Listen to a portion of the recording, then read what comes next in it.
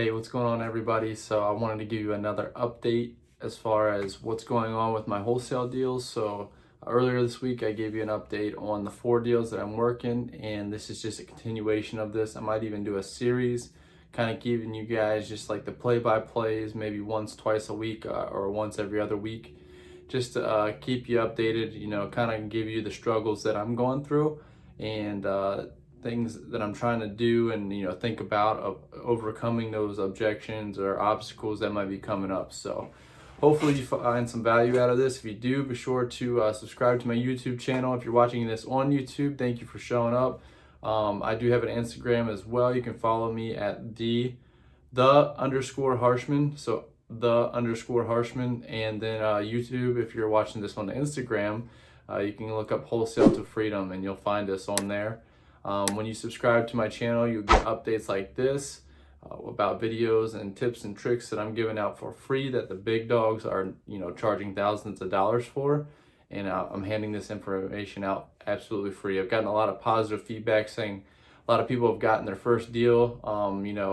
They credit to me, but honestly, they're the ones doing the work. I just laid out the tools for them and they had to use them. And so I applaud each and every one of you for doing that. Without further ado, here we go. So the first deal is my one that I'm doing locally, and I actually I didn't list it on the MLS, but I had an agent who is bringing a retail buyer, so they're financing with a bank, and it's a wholesale deal. So typically the lender has an issue with that because they don't want to pay an assignment fee. However, we're just, the agent and I are working together to try to get this deal to work for both of us. Right now, the appraisal came back and we are in the clear. So last step is to go to closing, which is scheduled for next week. And the title company mentioned there's some things that they're working out as far as like the debts of the seller, trying to get the payoffs and getting those things handled. They said they don't see anything that, should cause a worry right now, which is awesome because I love my title company here locally and they always keep me updated. They're communicative with me, and they kind of let me know what's going on. So that's the biggest thing, is if you can get a play-by-play or an update from your title company, because anytime I've let something go or just like, well, maybe it'll work itself out kind of thing, it just never does. So if you're feeling like that gut-wrenching, that turning in your stomach, or you're like, maybe I should reach out and figure out what's going on, you should definitely do that. But my other 3 deals are actually in my virtual market, and I've noticed that it's been a lot more fruitful for me to go in my virtual market. So I have 3 deals in my virtual market right now. I have an equitable interest listing that I actually listed a contract on the MLS. I had an agent who brought me a buyer. We negotiated, agreed on terms, and then the agent came back to me and said, hey, you can't technically sign on behalf of the seller because you're not on title. That's where we're going to have issues with the lender. I already knew that. I tried to explain that to him, but he was like, let's go ahead and sign it. And, I've done this all the time and I got to do it a certain way. So I did it his way, and he came back to me saying the exact same thing I told him. And so what I did is like, all right, how can we figure this out? So we talked about it for about 10-15 minutes on how we could do this and try to get it to work. He understood what I was doing. I understood what he was trying to say. And basically what the solution was, and this is, from state to state, because in Maryland, in my home state, I can actually do what's called a division of proceeds. And I just need the seller to sign that in order to not only list the property, but to be able to like sign on their behalf. And what that states is I'm at X price. So let's say the seller and I's agreed price, and below is theirs to keep in their pocket, and anything over that price is mine. That's what a division of proceeds says. And so I did that for my first deal actually, and I've done that a couple times. But on this one, in the state that I'm virtually wholesaling, they actually don't allow that, and they're not able to do that. So I actually had to call the title company and work something out with the agent there, and she was very helpful, very knowledgeable. And she said, yeah, we can't do that here, but we can do this. Basically, we could do the sale agreement between the seller and the buyer directly, minus any invoices. So basically, I just had to write an invoice for the property, and I have to have the seller sign it. I talked to the seller, was transparent with him with what's going on the whole time when I listed it and even now, and he was completely fine with it. It's probably one of the easiest sellers I've ever had the pleasure of working with, which is a good thing. But he was like, yeah, I don't care, send it over and I'll sign it.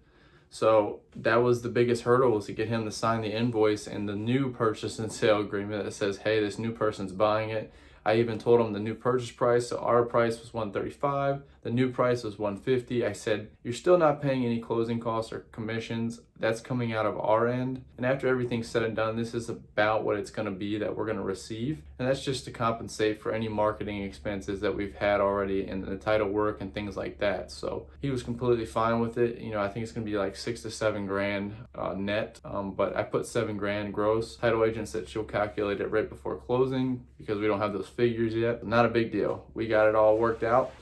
That's the second deal that I'm working on, the one that's in virtual. And then my third deal, also virtual. The seller, he's been like really sketchy. I think I mentioned this in my last video. He would answer my calls sometimes, and then he doesn't other times. And then every time I try to get to see the property or get somebody in there to see the property, he's just, oh yeah, I'll call you back in an hour and I'll confirm with you. And an hour goes by. I even asked him for permission to call him back. He says, yeah, no problem. And that's happened to me today. I already had buyers scheduled for the time that he said.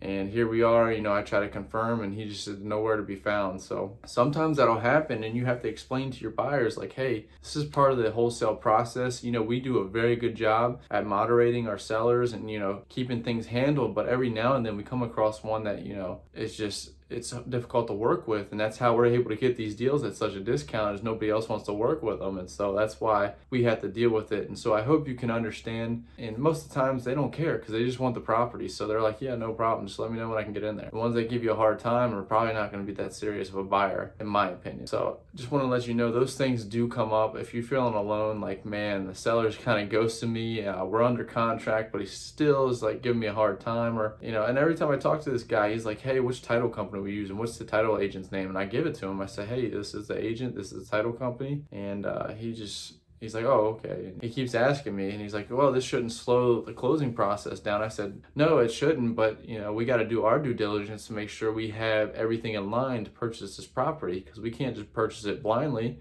Otherwise, we wouldn't be in business. And he's like, yeah, no, I understand. And so you just gotta, you're always working on the seller's behalf to make things work. So, hey, Mr. Seller, can you do this for us so that way we can get this thing closed quicker? Or that way we can get this thing moving faster. This is the next step. And one of the biggest things that I did starting out is I would overwhelm the seller. I'd be like, hey, Mr. Seller, thank you for the contract. Now here, we need to go out and take pictures. We need to show the property. We need to do this. And then they were just like, wait a minute, I didn't sign up for this. And so one of the things my mentor taught me is just to take it one step at a time, even if that draws the process out, over a day or so. As soon as I get the contract back, I say, hey, next step is we need to get some photos of the property. Is there any way you could send us some photos through your cell phone?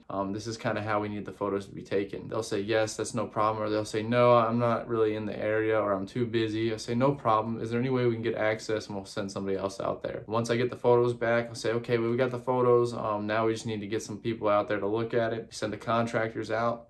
Buyers, if you send them out and you're like, what happens if they don't like it? Obviously try to get more than one person out there at one time, but if you can, then just let them know, hey, we got too high of a bid. The contractors are saying it needs more work than what we originally talked about. So in order to make the price still work for us and for you, we need to get some other bids out there. And chances are they're gonna be like, okay, well, let me help them get them out there so that way we can get our price working, because they're trying to help me. So I gave a lot of information right there, a lot of good tips. So if you don't have a notebook, you should have one, and you should be writing that down, because that was a big one for me. And that's a very big step, is not to overwhelm the seller, because you can lose deals that way. And I have. But moving on to the last deal, the fourth deal that's in the virtual market. I just signed the contract today. It was a listing in my virtual market. Seller, or the realtor for the seller, I think I told you guys, declined my $100,000 offer, even though they were listing it for $180,000 or $188,000, something like that. Came back a couple months later and accepted it. They wanted me to do a 10-day inspection period, 30-day close, $1,000 deposit. And I got them down to $500 deposit, 60-day close, 30-day inspection. So can be done, guys. You just got to ask the question. And all I did was send an email that says, hey, we're requesting that this be changed. Please let us know what your client's thoughts are. He accepted it, no problem. Had to get a proof of funds, but you guys can get proof of funds online very easy. Or if you know somebody who's in your local area, and whatever, they can get you proof of funds. It's not a big deal. And right now I'm marketing for buyers. I will keep you updated on the progress for that. but I don't foresee any issues, and I think it's a deal. I mean, obviously I offered 100,000. Should have offered less because they accepted it way too easy. But we'll see what happens. There's a lot of room to play with. Hope you found value in this video. If you did, please be sure to subscribe to my YouTube channel. Again, Wholesale to Freedom. It really does help me out. Turn the bell notifications on. That way you can get updated anytime I put a new video out, because I'm going to be constantly giving you guys info, advice, tips, tricks, things like that, things that cost me thousands of dollars. I think I told you I made over $100,000 in mistake in this business. That comes with a lot of knowledge, and that's actually the secret to success, is just to keep failing, but fail forward. Like the video if you got any value out of it. Give me your honest feedback. Let me know in the comments if you have any questions. I'll try to answer them as soon as possible. So thanks for watching, and we'll see you in the next one.